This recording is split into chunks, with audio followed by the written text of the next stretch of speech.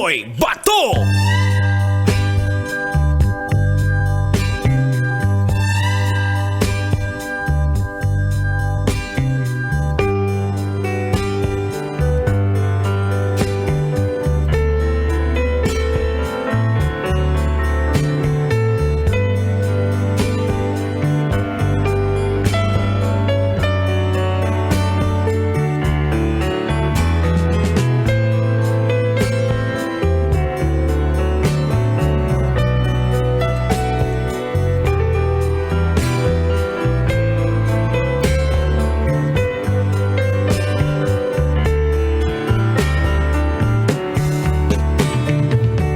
Mayong gabi, pag-usab mga auntie o mga angkol.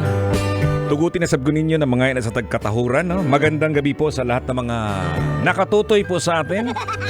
Nakatutoy po sa 90.7 Love Radio. Magandang gabi po dyan, especially sa mga nasa biyahe ngayon. Kumusta ba ang inyong biyahe dyan? Ang ating mga manong driver, taxi driver. Call, kumusta? Itong mga grab driver po di ay. Lala Move driver. At hindi po natin pwedeng kalimutan ang ating mga tagapakinig. Masugid na tagapakinig ang ating mga PSG, mga pulis sagit. Mga security guard yan, lagi nakatutok po sa atin. Marami po salamat at kayo po'y natuntun dito sa programang ito, 9 p.m. hanggang 12 midnight. At ito yung panahon na kung saan ay pinag-uusapan po natin yung mga nakalipas. Diba? Yung mga nakaraan na kung saan ikaw siguro bata pa ka ato sa kaniad to. Ngayon, tiguang na ka. Gulang pa ka sa karabaw. Pastila, no? Magandang gabi mga angkol o mga auntie at sana laging mabuti ang iyong lagay na gibuti-buti. At syempre, nabanggit po natin kanina, no? Sa oras tungkol sa mga bagay-bagay na mga nilalaro ng ating mga angkol o mga auntie nung bata pa kayo. Bata pa tayo, di ba? Karon kay tiguang naman tas ka no, karabaw pero paniti di ba? Muraog anagon. Parang mais no? Yung mais na hilaw ba? May bigote, may bungot, pero bata pa na, linghod pa. Ayan, at syempre, ang mga naalala nating laro mga angkol o mga auntie siguro nung kabataan natin ay babanggitin ko ang iilan. At siguro may mga maidagdag ka pang iba dyan no? Na naalala mo. Ayan. Sabi nga magkaiba man tayo ng probinsya, kahit papaano ay may mga laro na hindi ko nabanggit kasi nakalimutan ko. So, nagpasabot mga kol o auntie pag nakalimutan, giango-ango nako. Sadyang nakalimutan lang siguro. Ayan. So eto na yun ha. Maraming laro ang popular sa Pilipinas na kadalasang nilalaro sa kalsada.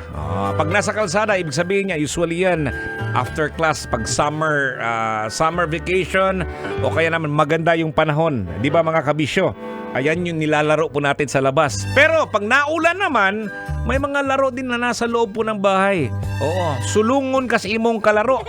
Doon kayo sa loob ng kwarto maglalaro. Pero siyempre, mga larong bata naman yan ha. Hindi naman yung ibang klaseng laro na nilalaro mo ngayon angkol o ganti. Yan, daghang mga dula no nga sikat sa Pilipinas nga perming gidua no sa kadalanan o kaya sa sud sa bahay. No?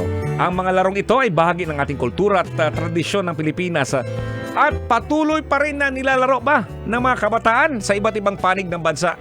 Siguro no nilalaro to ng mga bata kung sakaling walang wifi. May wifi pagpunta sa isang lugar. Meron po kayong wifi? Kahit nga kumakain kayo ha. Halimbawa, kaya nga nagkaroon tayo ng sinasabing dinner with the family kasi para makapag-usap tayo. Usap-usap tayo. Paano yan? Naghahanap ng wifi Pastilan. Paano kayo makapag-usap niyan? Ang mga ito ha, itong mga larong ito mga kabisyo no, ay hindi lamang nagbibigay ng saya at aliw, kundi nagtataguyod din ng pakikipag-ugnayan at samahan sa pagitan ng manlalaro. Tama ba? Maligingon sa Bisaya pa, di lamang ni na naghatag og kalingawan, apan nagpasiugda usab ni sa interaksyon o panaghigalaay tali sa mga magdudula. No? Ito yung ilan mga kabisyo. Patintero. Di ba? Yan yun na. Ito yung mga nilalaro natin. Layunin nito ay para sa isang grupo na makaabot sa kabilang dulo ng grid nang hindi mahuli ng kalaban. Ang tawag ni sa mga Bisaya ni bulan-bulan. Usually nilalaro to pag pag may buwan. Ayan, yung buwan, full moon yan. So tubig yung ginagamit, yun yung patintero. Uso yan sa probinsya. Meron ding tumbang preso. Tama ba? Tumbang preso, no? Alam mo, pag dito ka sa Metro Manila, dito ka sa Luzon, tumbang preso yan. Pag nasa Visayas, Mindanao, ang pangalan sa muana, kuan man na, batulata. Di ba? Merong lata, no? Oo, sa gitna, para siyang preso na dapat tumbahin mo siya gamit ang tsinelas. Pwede din sapatos sa mga manlalaro. Ayan yun. Meron din tayong luksong tinik. Alam mo yun? Oo, na ito'y pamamagitan ng pagtalon sa ibabaw ng mga tinik, barbed wire o kaya naman yung daliri natin, no? Yun yun. Meron din tayong piko. Di ba? Piko! Isang laro kung saan ang mga manlalaro ay naglalaro sa isang grid. Pero meron silang bato. Oo, sudsud mo na sa amuan. Sa Bisaya, sudsud. Meron din mga kabisyo, holen. Marble ba? Oo, yan yun yung ginagamit natin. May budyak kali, diba? Ayan. Maraming nakaka-relate dyan ng mga holens. Eto din, ewan ko lang kung meron ba yun eto sa bahay. Alam mo mga kabisyo, pag andun tayo sa isang lugar na kung saan nag-o-offer ng mga laro, hinahanap ko yung mga tulad ng ganito. Yung sungka. Alam mo yung sungka na nilalagay ng mga iba't ibang bato, kaya pebbles. Ayan, pebbles o kaya yung sigay. Ayan. So, yun yung dapat ililipat. Alam niyo ba paano ilalaro ng sungka? Sana naman ituturuan yung mga bata din para hindi naman mawala. Meron din tayo mga kabisyo. Ito, agawan ng base. Oo, kung sa amuan ng laro ng agawan ng base, mo nagwin ng kayukok, di ba? Yung isang laro kung saan may mga manlalaro na naglalakad at agawin ang base ng kalaban habang iniiwasan ang pagkakahuli ng kalaban. Yan. O, di ba? Iba't ibang pangalan sa iba't ibang probinsya. Pero pareho pa rin ang layunin, no? Na magkakaroon ng ugnayan. At siyempre, yung masaya din. Alam mo mga kabisyo, ito yung mga larong to ay para sa ating pangangatawan din. Kalusugan, no? Nakakatulong to. Muna gitawag og paugnat sa kusog. Sports ba? Yan. So, siguro sa mga magulang na ngayon, nakikinig sa akin, nanonood sa ating Facebook Live, sana pagbigyan mo ng panahon siguro, no? May oras na gagamit tayo ng wifi siguro, ng cellphone, o kaya naman oras para maglaro sa labas, di ba? O alam mo, naalala ko lang dati, no? Iba yung klase ng mga bata dati, no? Magagalit na yung magulang kasi hindi na umuwi. Samantalang ngayon, sasabihan ng mga anak, hoy, lumabas ka doon, maglaro ka sa labas. Di ba? Iba na talaga. Ay nako.